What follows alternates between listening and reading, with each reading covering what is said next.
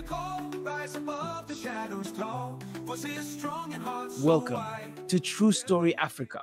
This is the concluding part of the true life story of Mariam. If you haven't seen the part one, I would suggest you simply click the link in the description to watch the part one before watching this video. The story so far. Miriam was an ambitious and determined girl who was born into the family of Huche. Her father, a drunk and habitual gambler, and Mama Jojo, her mother, a local food seller. She had a younger brother, and they all seemed to live happily in their tiny bungalow apartment. Life went on as usual, and Miriam grew to become a beautiful young lady. She seemed happy, but despite her friendly and happy outward appearance, Miriam was suffering in silence. There was a dark secret between her and her father. Unknown to her mother, Yuchi, her father, was sexually abusing her. This started when she was just 14 years old, and it continued till she was 18. She was fed up with life, and then she ran away to her friend's place. Her friend Charity lived in another part of Lagos, a highbrow area called Grey Estates. Charity was a runs girl, as people often referred to them on the streets. She sold her body for money, but she was a very high-class one. She charged men hundreds of thousands and even millions of naira just to get a night with her. She drove expensive cars and wore expensive jewelry. She was the one who steadily introduced Mariam to a life of promiscuous living. It was in one of the clubs Charity and Miriam usually hang out that she met KOFI, a tall, dark and handsome gentleman from Ghana. He was a rich businessman who traveled very often out of the country for frequent business trips. He and Miriam got along well and began dating, but throughout their entire relationship, they never engaged in sexual activity. After a while, KOFI returned back to Ghana and invited Miriam to come down to Ghana with the promise of huge cash gifts and rewards that would make her really wealthy. Miriam initially declined because Ghana was a place she knew no one except KOFI, and she was skeptical to go to a place she had no idea what will happen. Eventually, KOFI and her friend Charity convinced her to go. And so, our story continues. If you see an old man riding a bicycle in the next 2 seconds, then that's a sign to subscribe to our channel. And if you're enjoying our videos, please like, share, and put on all notifications. Cheers, guys. Now, back to our story. KOFI had returned back to Ghana, but they kept in communication. KOFI was seriously missing Mariam. It had been months since they last saw each other. He was busy with his business, as he was constantly traveling to China or England for business meetings. But in the midst of his busy schedule, he still found the time to FaceTalk Mariam. He had an important business summit to attend in Dubai. While in Dubai, he bought expensive gold jewelry for Mariam worth hundreds of thousands of naira. After getting back from his recent Dubai trip, he sat down in his office thinking about Mariam. He wanted her to come visit him in Ghana, and so he made the decision to ask Mariam. He already had a plan on how to sell the idea to her, to convince her to come. And so one day he suggested something that shook her. "Come to Ghana," he said. "I can set you up here. You'll make more money than you ever dreamed. My friends and I are starting something big, and I want you to be a part of it." Mariam was hesitant. Ghana was far, and she didn't know anyone there except KOFI. But as Charity flaunted her new clothes and jewelry, bragging about the money she was making, Mariam began to reconsider. What did she have to lose? With her friends' encouragement and KOFI's constant promises, Mariam finally agreed to go. She left Lagos one early morning, taking the flight to Ghana. Her heart was heavy with anticipation, but also fear. She had never left Lagos before. She had never been to a place where she didn't know anyone but a man she had only met a few times in person. But when she arrived in Ghana, KOFI was waiting for her with open arms. Ghana was beautiful, more beautiful than she had ever imagined. The cities were vibrant, the people friendly, and KOFI's friends seemed nice at first. For 3 months, Mariam lived the kind of life she had only seen on TV. KOFI and his friends took her to high-end clubs, expensive restaurants, and parties where she met influential men and women. They showered her with gifts, and she quickly became accustomed to the lavish lifestyle. The money flowed in like water. Every night, she danced in clubs, entertaining KOFI's friends, and the men paid her generously for her company. She didn't think much of it at first. After all, this was the life she had dreamed of, wasn't it? But strange things started happening. She noticed KOFI would often disappear with his friends late at night, and when he returned, there was a coldness in his eyes that hadn't been there before. She brushed it off, thinking it was just business. One particular night, after a night of dancing, fun, and excitement, KOFI convinced Mariam to follow him to his house so they could spend the night together. He promised to pay her 2 million naira just to go with him. When Mariam heard the amount, she was astonished and she didn't hesitate to go with KOFI. They had been dating for a while now without having sex, and she was beginning to fall for him. She was ready to give herself to him, and so she followed KOFI to his apartment.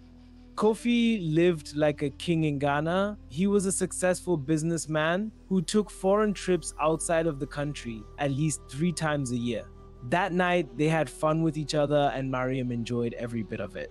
But unknown to Mariam, KOFI's fortunes were not entirely clean. He engaged in fraudulent businesses to defraud innocent victims and used fetish means in form of sexual rituals to boost his riches. He was part of an occultic group that was made up of young, wealthy, and successful businessmen from all walks of life. They met once every 3 months in Ghana, and the purpose of the meeting was to look for a young woman they would use for ritual to renew their riches. This time around, the turn fell on KOFI, and so he was required to produce a young woman that would be used for ritual. After that night of sexual encounter with KOFI, Mariam began to experience strange things. First, the dream started. Every night, Mariam dreamt of dark figures circling around her, chanting her name. In her dreams, she would try to escape them and run, but she felt trapped, unable to scream, unable to run. The dreams grew more vivid, more terrifying, until she could barely sleep. She would often hear things, strange sounds of animals and strange voices talking to her. Only her could hear all the strange sounds, no one else. And whenever she laid down to sleep, she would start hearing the cockroach crowing or dog barking in the middle of the night. It was only her that could hear this, no one else. This disturbed her sleep so much that she began lying awake at night as she couldn't sleep anymore. Mariam's health began to decline. At first, it was small things. She felt tired all the time, no matter how much she slept. Her skin started to dry out, and her once glossy hair became brittle. She brushed it off, thinking it was just the stress of her new life. But soon the symptoms worsened. Her weight dropped rapidly, and her energy drained until she could barely get out of bed. Panicked, Mariam confided in KOFI, but he dismissed her concerns. It's just a cold, he said. You'll be fine. But Mariam wasn't fine. She went to several doctors in Ghana, but none of them could diagnose her illness. The money she had made began to disappear as she spent it on hospital visits, medications, and treatments that did nothing. Terrified and desperate, Mariam decided to return to Lagos. She was no longer the vibrant girl who had left just a few months ago. Her skin, once glowing with youth, had turned ashen and dry. Her clothes hung off her frail body, and the light in her eyes had faded to a dull flicker. All this while, she had called and told Charity, her friend, what was happening to her. Charity didn't fully grasp the severity of Miriam's situation yet, but she advised her friend to leave Ghana and come back to Nigeria as soon as possible. Miriam left Ghana after a few months and promptly arrived back in Lagos. Charity, her friend, picked her up from the airport. Charity, who had been her guide into this new world, was shocked when she saw her. Mariam, what happened to you? Charity asked, her voice tinged with fear as she helped her into the car. Charity drove her back to her apartment and helped her into her room. Exhausted and tired, Miriam collapsed on the bed. She was looking weak and frail. Charity quickly dialed 911 and called for an ambulance, which arrived in good time. Miriam was then put on a stretcher and transferred into the ambulance. Charity also entered the back of the ambulance to accompany her friend as they took her to the hospital. Charity settled the initial bill requested at the hospital for them to be able to admit her. Miriam spent about 3 weeks in the hospital taking different drugs and medications. When Charity saw that Miriam's health was constantly deteriorating daily, as there was no major improvement in her health despite all the treatment she received, she eventually reached out to Miriam's mother. Miriam's mother was angry with Charity for waiting for 3 solid weeks before informing her about Miriam's deteriorating health condition. She quickly sprung into action. She took Miriam from that private hospital and took her to the general hospital located in Bagada, Lagos, where they had more professional personnel and more equipment. She was admitted and various tests were carried out on her, chief of them, the MRI scan. Huge sums of money were spent on all these tests, and at the end of the day, they found nothing in her system. The doctors on duty were puzzled. They saw no traces of any sickness or ailment in her system, but still yet, her body said otherwise. She was now looking sickly and thin. It was as if her blood was gradually drying up. Charity, her friend, was now getting really concerned about her health. What really happened in Ghana? Charity asked. I don't know, Mariam whispered, her voice weak, barely audible. Something is wrong with me, Charity. I can feel it. Charity tried to care for her, but it was clear Mariam needed more than just rest.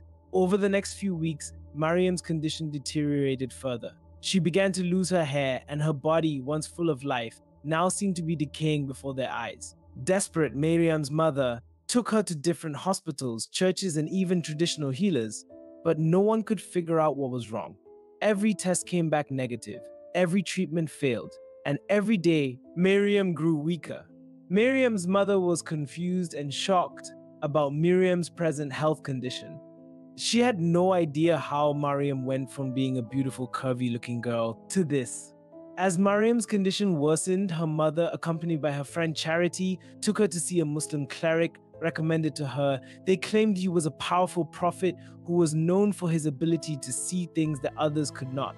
He lived in a small, secluded part of Lagos where people from all walks of life came seeking his help.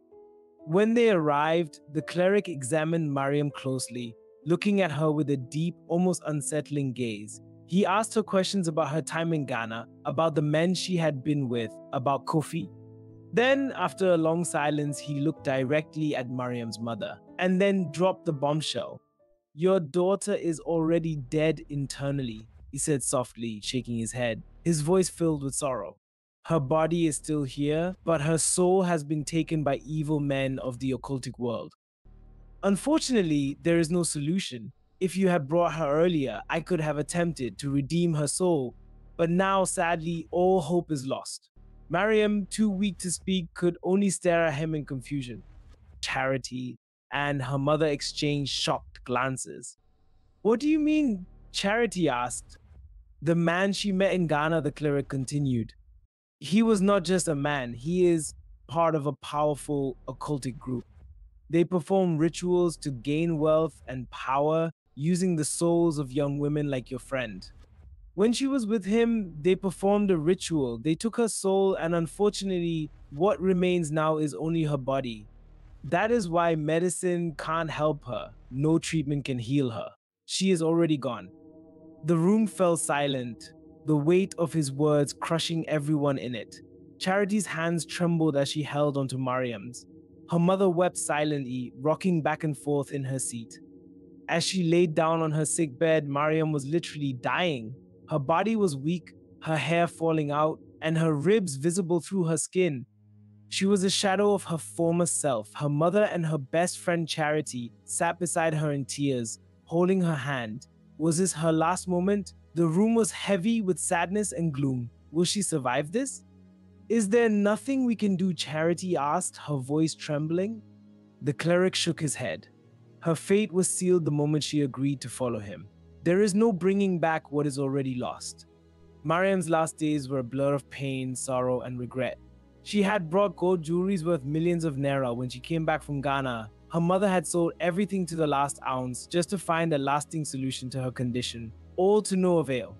Her mother never left her side, and Charity stayed as long as she could, but even they couldn't do anything to ease her suffering. The millions of naira she had made in Ghana had been spent trying to find a cure, but it was no use. Her TikTok account, once full of videos of her dancing and smiling, was now abandoned, the last remnants of a life she had once lived but could never return to.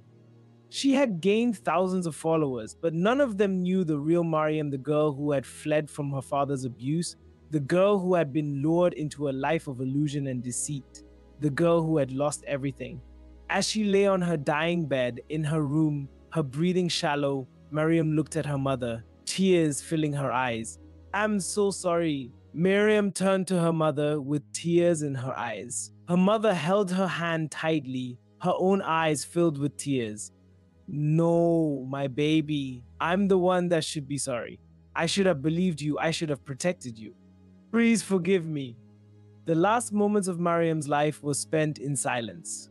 As she lay on the bed, she was stretching and struggling as urine and feces freely passed through her bowels. She was now totally weak, her skin flaky and white. She simply lay there, accepting her fate, knowing that there was no escape from the darkness that had claimed her. Her mother watched as the life slowly slipped out of her daughter's body, her heart breaking with every passing second. And then, with one final breath, Mariam was gone. Charity, devastated by the loss of her friend, quit the life she had known. She couldn't go back to the clubs, couldn't face the men who had once seemed like her ticket to freedom. Mariam's death had opened her eyes to the reality of the world she had been living in, and she wanted no part of it anymore. As for Mariam's mother, she was left with nothing but her grief. She visited her daughter's grave every day, praying for forgiveness, for peace, for anything that could ease the crushing guilt that weighed on her heart. Mariam's story, a tragic tale of a girl who was unfortunate to be used for money ritual, still rings true and is still happening quite frequently even in today's society. Miriam's story was talked about for months on end, and her name became synonymous with caution, a reminder that not everything that glitters is gold. Miriam's journey is just one of several true life cases of family abuse, leading to a life of promiscuity. Mariam's death sent shockwaves through the city of Lagos. Her story became a cautionary tale whispered among young girls who dreamed of escaping their circumstances for something better. Her TikTok account, once a source of joy and entertainment, became a haunting reminder of the dangers that lurked in the shadows. But there was no peace, only the lingering memory of the girl she had lost, the daughter she had failed to protect. Although she had the choice to use her talents to make money, like she did initially with her TikTok videos, but she eventually succumbed to the wild lifestyle, having been influenced by her friend Charity. Her story serves as a warning, a beacon of caution for those who might be tempted by the false promises of easy wealth and a better life. It is a reminder that sometimes the very things we think will save us are the things that destroy us in the end. And so, the story of Miriam, the girl who dreamed for more but only found darkness, continues to echo through the streets of Lagos, a tale of caution, a lesson learned too late. Thanks so much for watching, and don't forget to like, share, and subscribe, and put on the notification bell so you don't miss our future videos. Till I bring to you another true life story filled with life lessons. This is True Story Africa. True story Africa, hear the call, rise above the shadows tall. Voices strong and hearts so wide, together we'll take this ride.